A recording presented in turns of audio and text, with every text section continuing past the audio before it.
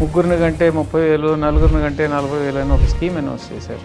మూడో చైల్డ్ కి 30,000 రూపాయలు పుట్టిన వెంటనే ఇస్తాం.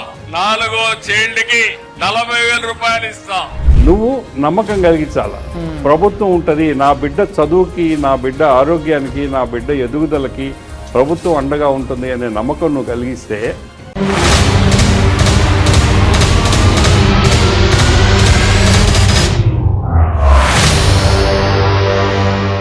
ఈ మధ్య చంద్రబాబు నాయుడు గారు ముగ్గురిని కంటే 30,000, నలుగురిని కంటే 40,000 అని ఒక స్కీమ్ అనౌన్స్ చేశారు. దీని మీద మీ అభిప్రాయం ఏంటి? మూడో చైల్డ్ కి 30,000 రూపాయలు పుట్టిన వెంటనే ఇస్తాం. నాలుగో చైల్డ్ కి 40,000 రూపాయలు ఇస్తాం. చంద్రబాబు గారు ఆలోచనలు లాంగ్ టర్మ్లో ఉంటాయి ఎప్పుడు కూడా. ఆయన 1999లోనే విజన్ 2020 చేశాడు. అన్ని సంవత్సరాల ముందు తర్వాత జరగబోయేదాన్ని ఆలోచిస్తాడు. ఇప్పుడు ఆయన చేస్తుండే ప్రచారం భారతదేశానికి, ఆంధ్రప్రదేశ్కి చాలా అవసరమైన ప్రచారమే. ఫర్టిలిటీ రేట్ పడిపోయింది. ఫర్టిలిటీ రేటు భారతదేశంలో ఈరోజు 1.9, అంటే ఒక మహిళ 1.9 ఇద్దరు తక్కువ గంట. ఆంధ్రప్రదేశ్ 1.5, అంటే అంతకంటే తక్కువ ఉంది దేశ యావరేజ్ కంటే. రీప్లేస్మెంట్ అంటే జననాలు మరణాలు, ఎంతమంది చనిపోతారు, ఎంతమంది పుడతారు, దానివల్ల జనాభా సమతౌల్యంగా ఉంటుంది అని అంటే international standard is 2.1. 2.1 fertility rate ఉంటే మీకు జనాభా సమతుల్యత ఉంటుంది. 1.5 అంటే ఫ్యూచర్లో చాలా సమస్యలు ఎదుర్కోపోతాం. ఇప్పుడు మనం రష్యాని, జపాన్ని చూస్తే, జపాన్, సౌత్ కొరియా, యూరోప్ ఇవన్నీ కూడా ఏజ్డ్ నేషన్స్. జపాన్లో 85 సంవత్సరాలకు కూడా డాక్టర్కి రిటైర్మెంట్ ఇవ్వరు. 85 ఇయర్స్లో గవర్నమెంట్ డాక్టర్గా పనిచేసే వాళ్ళు ఉన్నారు. ఏమంటే పిల్లలు లేరు, వాళ్ళని రీప్లేస్ చేసేదానికి డాక్టర్ లేరు. రోజుకి సంవత్సరానికి పనిచేసే జనాభా సంఖ్య తగ్గిపోతూ ఉంది. ఆ పరిస్థితి భారతదేశానికి కూడా వస్తుంది ఇంకొక 25-30 ఏళ్ల తర్వాత. ఇవాళ కాదండి, చంద్రబాబు నాయుడు గారు, ఐ స్టిల్ రిమెంబర్ 2006-07లో ఆయనతో పాటు నేను యూఎస్ ట్రావెల్ చేశాను. అప్పుడు కూడా ప్రతి వేదిక మీద చెప్పేది ఏంటంటే India is the youngest nation, ఎందుకంటే యువకులు ఎక్కువ, వృద్ధులు తక్కువ. అప్పుడు గతంలో 1970లో మన తల్లుల ఫర్టిలిటీ రేటు 5.2 ఉండేది 1970స్లో. ఇవాళకి వచ్చేసరికి మీరు 1.5కి పడిపోయింది. ఇంత డ్రాస్టిక్ ఫాల్. ఇప్పుడు వరల్డ్ స్టాటిస్టిక్స్ కూడా చెప్పేది ఏంటంటే బై ఇండియా కనుక 170 కోట్లు రీచ్ అయిన తర్వాత నుంచి కిందకి డ్రాప్ మొదలవుతుంది. ఆ డ్రాప్ మొదలు కాకుండా ఉండాలంటే 2.1 ఫెర్టిలిటీ రేట్ మెయింటైన్ చేయాలి. మనకు 1.5 ఉంది. 1.5 ఉంది కాబట్టి దాన్ని అత్యవసరంగా పెంచాల్సిన అవసరం ఉంది. అందువల్లే చంద్రబాబు గారు ఎక్కువ సంతానాన్ని కనమని చెప్తున్నాడు.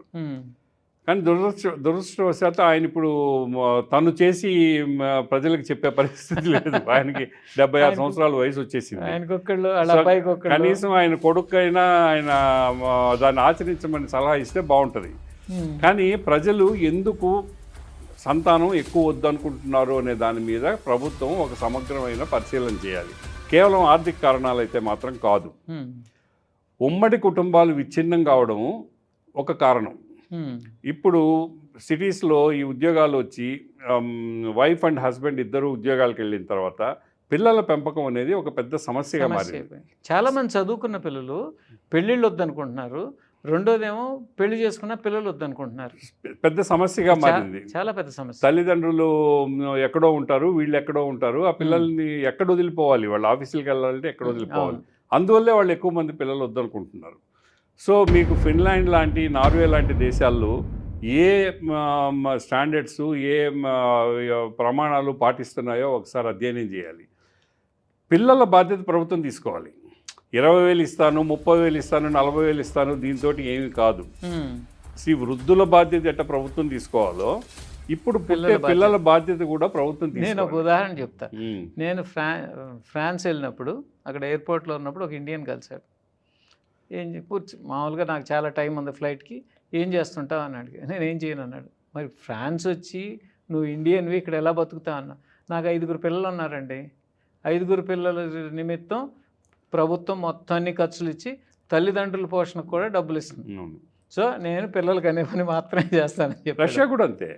రష్యా ఎందుకంటే అక్కడ పిల్లలు లేరు, ఆ దేశంలో అవును, అవును. పిల్లలు కనేవాళ్ళు లేరు. అవును, ఇప్పుడు మన పరిస్థితి కూడా అలాగే దాపురిస్తే అవును. ఇవాళ మీరు చూసినట్టయితే ప్రపంచంలో ఏ మూలకి వెళ్ళినా ఒక ఇండియన్ అనేవాళ్ళు డెఫినెట్గా కనిపిస్తారు.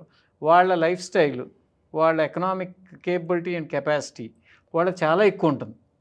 దాని మూలంగా వాళ్ళు అక్కడ సంపాదించి భారతదేశంలో తమ తల్లిదండ్రులకు పంపించి ఇక్కడ తమ జీవన పరిమాణాలు పెంచుకుని వాళ్ళ లైఫ్ స్టైల్ మారిపోతుంది. ఇక్కడ ఇల్లు మారిపోతుంది, ఇక్కడ కారు బైక్స్ ఇవన్నీ కూడా వచ్చేస్తున్నాయి, ఆస్తులు కొనుక్కుంటున్నారు, అక్కడ సంపాదిస్తున్నారు. ఇటువంటి పరిస్థితి నుంచి రేపు యంగర్ జనరేషన్ లేకపోతే ఈ దేశంలో పనిచేసేవాళ్ళు ఉండరు, ఇలా విదేశాలకు వెళ్ళేటువంటి వ్యవస్థ ఉండదు.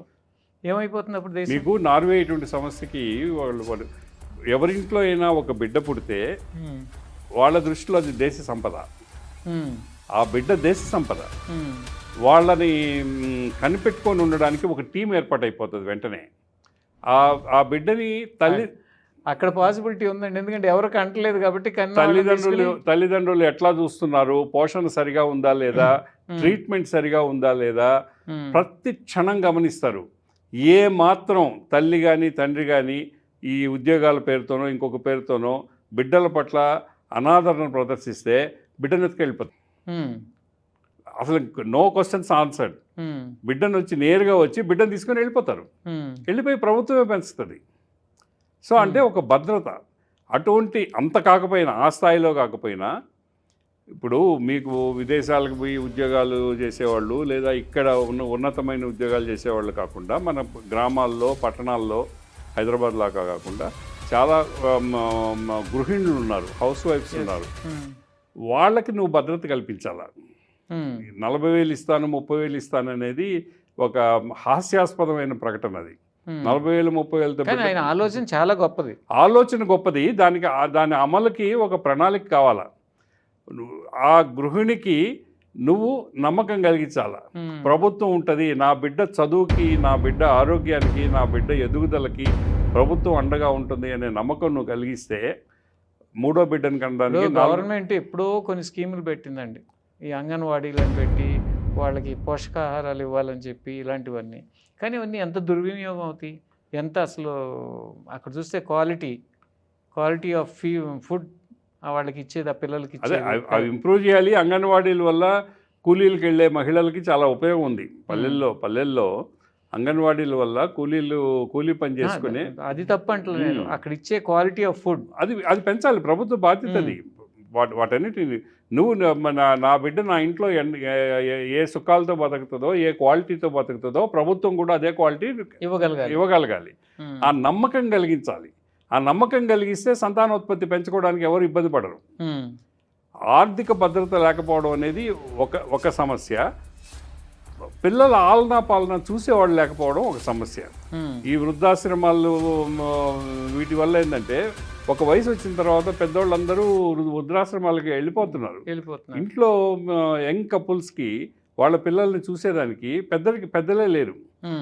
మన సామాజిక జీవితము, మన వైవాహిక జీవితాల్లో వస్తున్న పెను మార్పులకి ఉమ్మడి కుటుంబాలు లేదా పెద్దల ఆలనా పాలన లేకుండా పిల్లలు పెరగడం అనేది కూడా ఒక కారణం. ఇప్పుడు మొగుడు పెళ్ళం గొడవ వేసుకుంటే ఇంట్లో అమ్మ నాన్న అత్త మామ ఉంటే సర్ది చెప్తారు.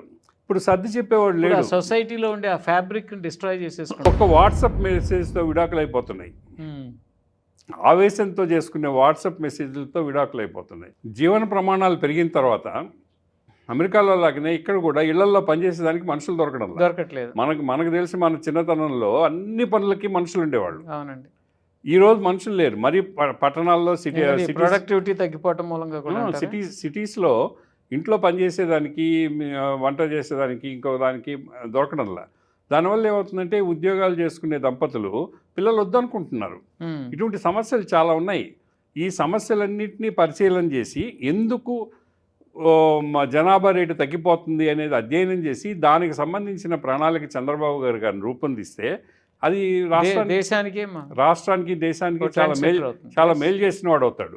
ఆయన ఆలోచన గొప్పది, చాలా గొప్పది, కానీ ఆచరణ 30,000 40,000 బహుమానంతో సరిపెట్టకూడదు. చాలా తేలిగ్గా తీసేసినట్టు అయిపోయింది. గొప్ప ఆలోచనని చాలా తేలిక చేసేసినట్టు అయిపోతుంది. ఆయనకి మనం చేయగలిగిన విజ్ఞప్తి ఏంటంటే దీన్ని ఒక పరిశీలన చేసి ఒక మంచి ప్రణాళిక తయారు చేసి దంపతులకి ప్రభుత్వం తరఫున ఒక నమ్మకాన్ని విశ్వాసాన్ని కలిగించి మీ బిడ్డల భవిష్యత్తుని మేము చూసుకుంటాం, మీ బిడ్డల పోషణని మేము అండగా ఉంటాం. యూరోపియన్ దేశాల్లో ఏ దేశాల్లో అయితే ఇటువంటి స్కీమ్స్ ఉన్నాయో పిల్లల్ని కంటానికి ప్రోత్సాహకాలు ఇచ్చాయి, అటువంటి స్కీమ్స్ తీసుకొచ్చి ఇక్కడ ఇంప్లిమెంట్ చేయగలగాలి.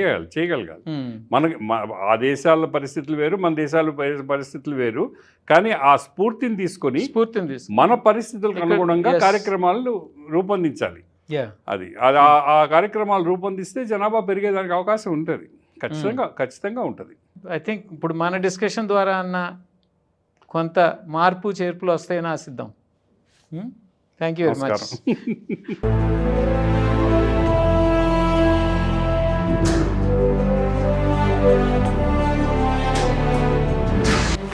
వాస్తవ వేదిక పూర్తి ఎపిసోడ్ ప్రతి గురువారం మీ తెలుగు వన్ న్యూస్లో.